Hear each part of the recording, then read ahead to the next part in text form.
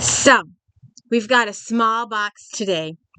It's a small box. There's a couple of historicals, but mostly sort of kind of cowboys or westerns, I guess.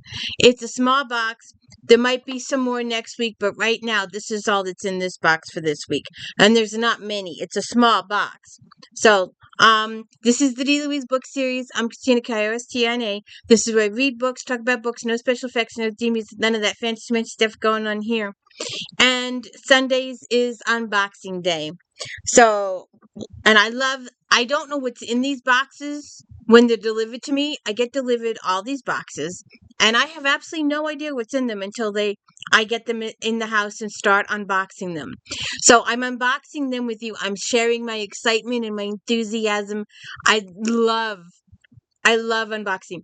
You know, you see these unboxing videos on other channels. They know what's in the box. They ordered it. They know what's in the box. They know what's in the box. I do not know what's in the box. I have zero knowledge of what's in these boxes before they land on my doorstep. So, a couple historicals, mostly westerns, I think, at first glance. All right, so we did some of his last year. We did the North and South thing. All right, so this is Lawless, John Jakes. The year is 1876. The United States is 100 years old, and changes sweeping the nation are also engulfing the Kent family.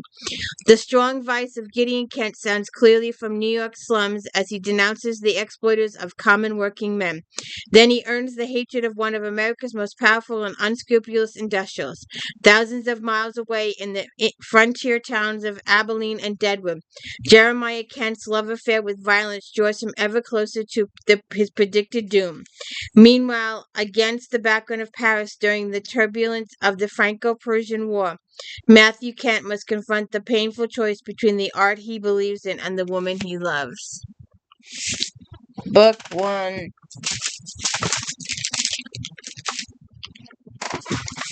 Book 2. The Titans. The Kent family is torn by hatred and greed as the strife of the Civil War turns brother against brother. There's Lewis dreams of Richard Kent empire, Jephtha who discovers that his one-time wife has turned spy, Gideon torn between his consuming hatred for the North and his passion for a woman of peace, Jeremiah whose favor to a dying Confederate general brings him to a southern plantation and into a smoldering love triangle. Now there's no more of these in this box. So this is book 5. And this was book 7. So there's obviously a good series to it, and they're just not in this box. So they might be in another box. I don't know. Bryan Chancellor, Sycamore. Out for a hike one scorching afternoon in Sycamore, Arizona, a newcomer to town stumbles across what appears to be human remains in the wall of a dry ravine. Longtime residents fear they may belong to Jess Winters, the teenage girl who disappeared 18 years earlier, an unsolved mystery that has haunted the town ever since. In the days it takes the authorities to make an identification, stories, rumors, and recollections, both painful and poignant, are rekindled. In resurrecting the past, the residents of Sycamore will find a way forward. Yes, ma'am. The Caretaker. Blowing Rock, North Carolina, 1951. Black burnt Grant, his life irrevocably altered by a childhood case of polio. Seems condemned to spend his life among the dead as the sole caretaker of Hilltop Cemetery. It suits his withdrawn personality and inexplicable occurrences that happen from time to time rattle him less than interactions with the living. But when his only friend, the kind but impulsive Jacob Hampton, is conscripted to serve overseas, Blackburn is charged with caring for Jacob's wife Naomi as well. Jacob and Naomi elopement had scandalized the community and angered Jacob's parents. Shunned by the townsfolk for their differences and quickly fear that Jacob may never come home from the war. Blackburn and Naomi grow closer, even as stunning betrayal shatters family bonds.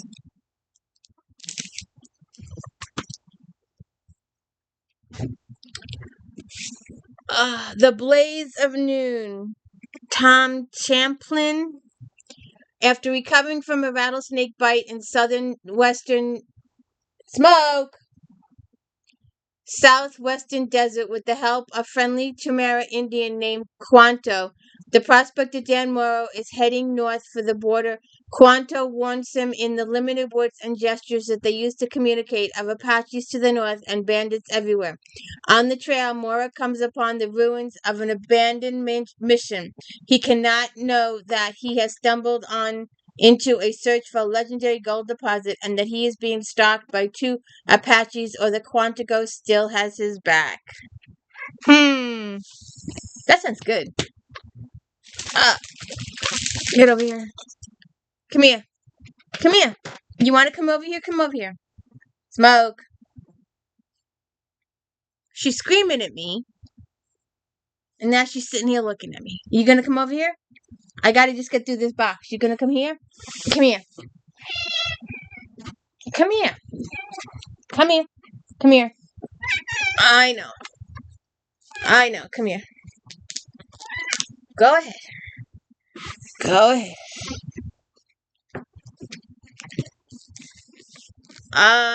Firefly Cove. Since the age of 7, Lucius has known he is dying. Somehow, the frail yet determined boy managed to hang on and surprise everyone.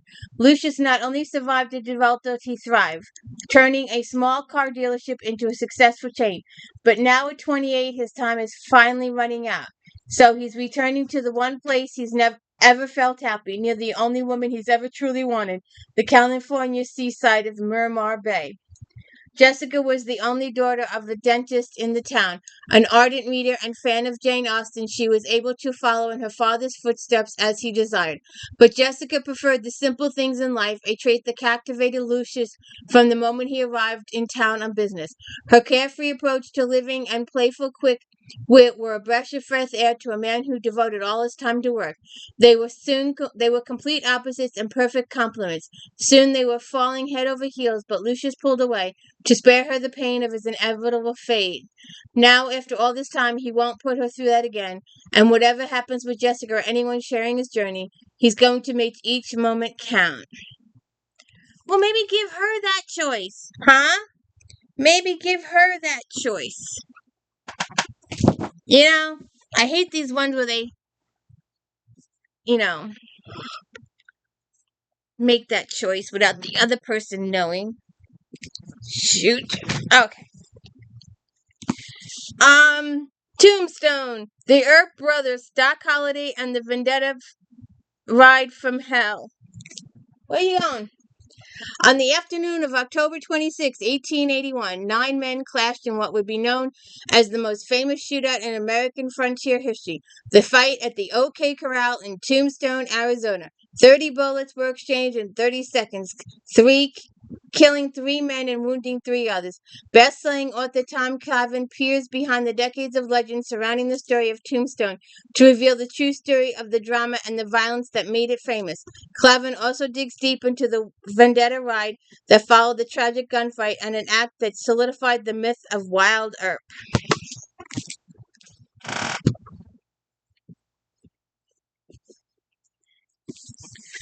Davis Bunn, Miramar Bay. When Connor Larkin boards a late-night bus downtown LA, he's not sure where he's going or what he's looking for. Once he dreamed of being a singer in the classic style of Sinatra and Bennett, but his lean good luck soon landed him in the movies as the sexy bad guy, and in the arms of a famous young heiress. Now his wedding day approaching, Connor finds himself stepping into the sleepy seaside town of Miramar Bay, where one remarkable woman inspires him to rethink all of his choices. Sylvie Cassick is nothing like the pretentious starlets back in Hollywood. The daughter of a nomadic painter, she's had to work hard for everything, unlike Connor's fiancé. When Connor hears familiar music drifting out of Sylvie's restaurant, he feels as if he's finally come home. Sylvie isn't sure what to think when this impossibly handsome stranger applies for a waiter's job. Yet once he serenades her customers and slowly works his way into her heart, she realizes there's more to him than he's letting on. That might have been a good one for the identity thing. a man that's been around a while, William Johnston. It was the father and the son. The father did it for a long time, and now the son's taken over as a ghostwriter. Riding shotgun. If anyone knows the road to purgatory, it's Red Ryan. As a stagecoach guard, he's faced holdups, ambushes, and all that attacks from every kill, crazy outlaw, Indian, prairie rat. But even he is reluctant to ride shotgun with driver Buttons Muldoon on a stage bound for Fort Concho, Texas to Fort Bliss. Word has it that the Apaches are on the warpath led by the vicious war chief Hish, whose name means Lord of the Earth, and this Lord means business as he is slaughtering every Texas from here to El Paso. Yes, ma'am.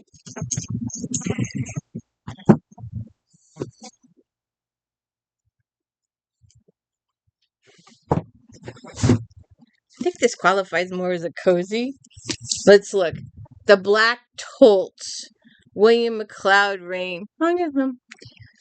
Dave Tolt was the youngest of the Tolt brothers, a fierce clan of outlaws with jet black hair whose daring holdups surpassed even those of the James Gang. Dave was only 19 when he robbed his first westbound flyer, but from that day on his fate was sealed. Now he was one of the Tolts, his name on every wanted poster in the territory. From Kansas to Texas, he rode the outlaw trail, pursued by angry posses, an outcast to the woman he loved, an enemy to the one friend who could save him.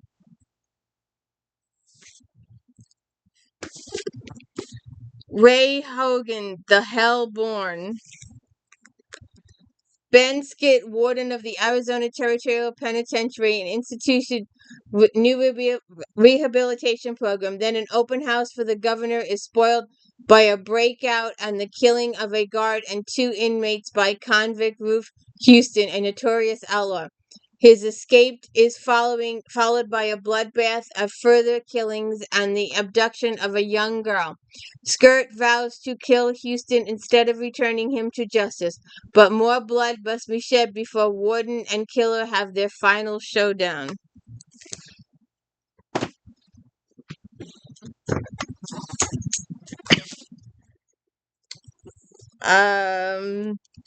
Jane Kirkpatrick, One More River to Cross.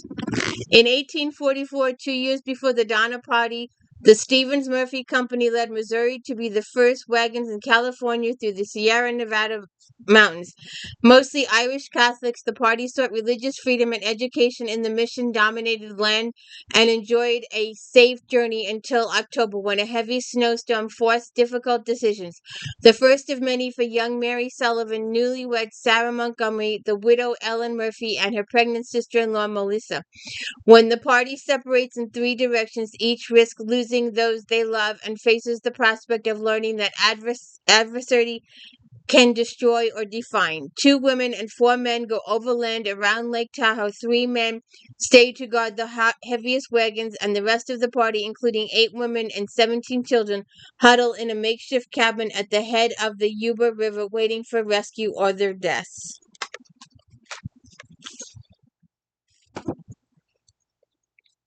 Law comes to Lawless. Ray Hogan. Riker opens with a dramatic plea. Your brother Tom has been hurt. He'll never walk again. I think you ought to come and do your share. With these words from Callie Riker, Tom's wife, Jake Riker, freedom comes to an end. He will be forced to take on the responsibility of a cattle ranch he never wanted, to deal with the brother and sister-in-law he could not abide. Jake Ryder, drifter, ends up journeying across New Mexico and Texas in search of cattle herd with which to stock the failing Circle R ranch, a tall order for a man riding alone.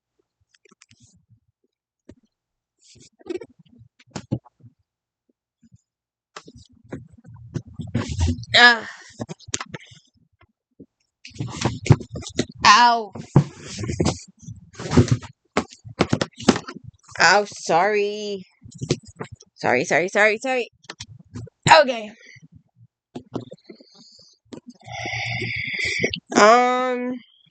Forget the Alamo. There's no piece of history more important to Texans than the Battle of the Alamo. when Davy Crockett and a band of rebels went down in the blaze of glory for fighting independence from Mexico, setting Texas up to win the war. However, the version of events owes more to fantasy than reality. Forget the Alamo explains the true story of the battle, then shows how the sausage of the myth got made in the Jim Crow South of the late 19th and early 20th century. Ralph Cotton, Gun Law. On the trail of 4 wanted men, Sherman Dow, a hired gun known as the Teacher, finds his prey in the town of Kindred, New Mexico territory. He kills all 4 in a saloon gunfight that leaves him wounded and in the care of Soiled Dove Sarah Case. Marshal Emerson Kern was hired to keep the peace in Kindred. His gun law forbids folks from carrying firearms. No one can stop Kern and his deputies, the only armed men in town, from extorting every cent the town folk earn. No one except Sherman Dow.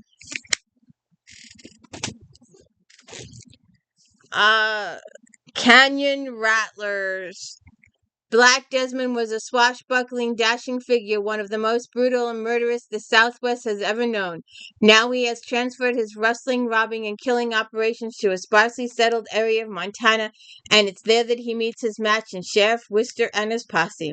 In the desperate running battle with Desmond's gang, 2 of the sheriff's sons are killed, but Whistler's son Alvin still lives, and so does the young son of Black Desmond.